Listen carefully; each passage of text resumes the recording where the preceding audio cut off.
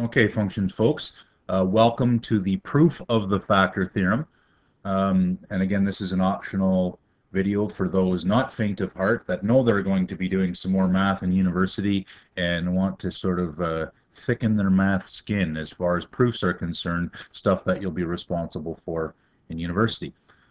There's the factor theorem, and it says x minus a is a factor of f at x if and only if f at a equals 0. And in class, we sort of were practicing using this, but in this video, we're going to prove the factor theorem. So this idea, this if and only if, has something that means something very special in math. So if I think of this first part as part A, statement A if and only if B, and there's the symbol. It's kind of like a double-sided arrow. See that? Double-sided arrow that looks like that. That means A implies B and B implies A. And so in proving this, we have to do two statements. We have to prove the statement if A is true, then B is true, and the other way, if B is true, then A is true as well. So this if and only if, which is written IFF, or with this symbol with the double arrow, is a very strong mathematical statement. So to prove it, like it says, we must prove the two parts. Given, then this is A, we want to prove B. So given A is a factor of f at x, well, what can we write? So then here's our proof. If this is true, then we can write f at x is equal to x minus a times whatever I get after long division, some quotient. And notice no plus r, because it's a factor. I know there's no remainder because it is a factor. It can be written like this. And now I'm going to pull the same trick as the proof of the remainder theorem. I'm going to substitute in x equals a, and then what do I get?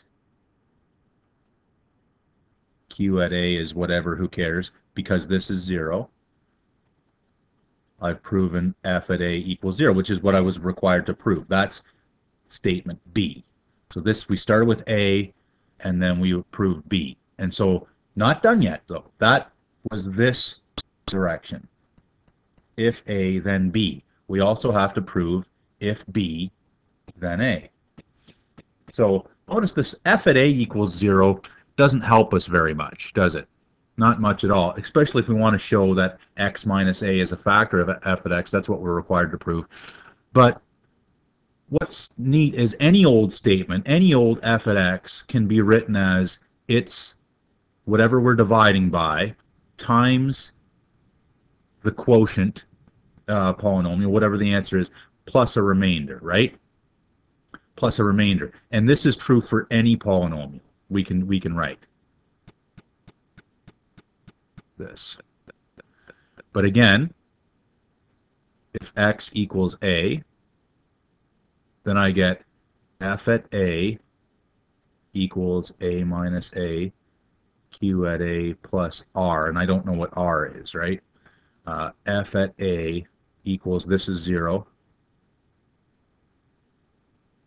So therefore, f at a equals r, and we kind of knew that from the remainder theorem, right? This part's the remainder theorem, but what we haven't used is that f at a equals 0. This is 0. The remainder, not, I'm going to spell that correctly. The remainder is 0. Well, what does that mean? If the remainder is 0, it means that it's a factor. Therefore, x minus a is a factor of f at x. And then that's it. This is if b, then a. So therefore, a if and only if b, and the proof, that's the proof of the factor theorem both ways. Hope you enjoyed it.